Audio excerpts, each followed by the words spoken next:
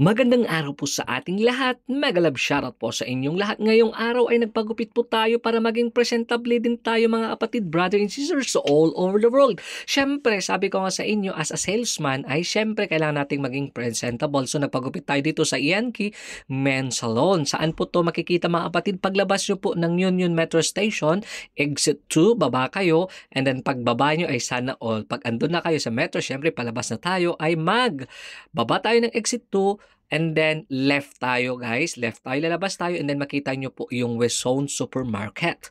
And then, makita nyo na po itong gupitan na po ito. Ito po yung mga katabi niya. Diba? Mapapasanaol ka. At syempre, ayun na nga sabi ko sa inyo mga kapatid. Ayun nga pala, mega love shoutout po sa inyong lahat. Yun mga nagpapaad po sa mga about sa trabaho, yes po, i-PM nyo lang po ako sa WhatsApp ko para mabilis ko kayong i-entertain kasi dito maraming nagda-drop po ng mga hiring, baka naman lang makatulong.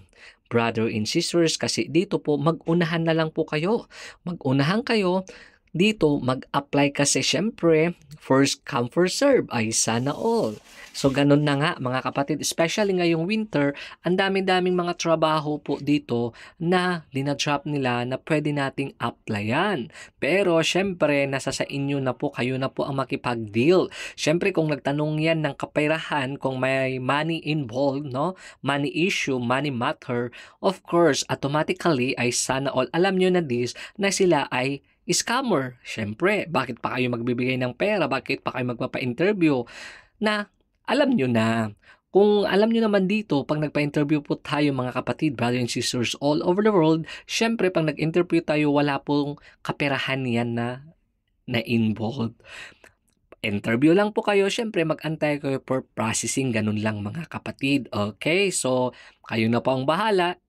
Kaya, huwag niyong sabihin na ganito-ganito. Alam niyo na, syempre, para may idea na kayo, no? Kayo na ang makipag-deal. Kasi baka sabihin niyo, bakit ganito yung in-applyan ko, mag-a-apply, nag-atatanong ng kaperahan. Syempre, pag nagtanong ng pera at, ay nako, lumabas na kayo at alis na kayo. Ganun lang kasimple.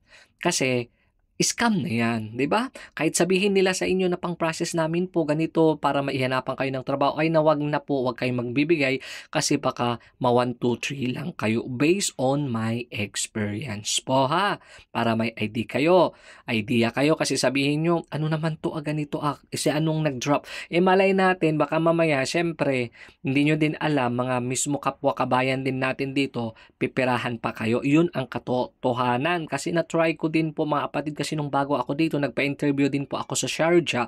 Ayan po, ay bigla akong tinanong. Sabi nila, oh, you passed the interview. Congratulations, blah, blah, blah, blah. So, you're gonna wait. And then, just give 200 dirhams per processing fee, blah, blah, blah. And then, we're gonna call you. Pag once na nakahanap kami ng ganito, kami nang maghanap sa'yo. Okay, ito na po yung company mo, blah, blah, blah. Oh, so, ganun na nga. Ang daming blah, blah, blah, di ba?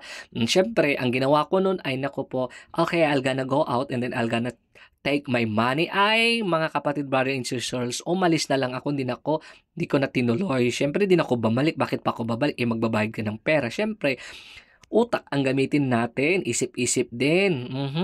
Kaya kahit sabihin nila na hindi kami nang bahala sa inyo, magbigay ka lang ng pera, ay naku po, wag na po. Okay? Sayang din ang pera kasi ang pera ay, naku, ang hirap kitain yan mga kapatid kasi pinagpaguran nyo na. Tapos 1, 2, 3 kasi ingat-ingat lang po kayo dito. No?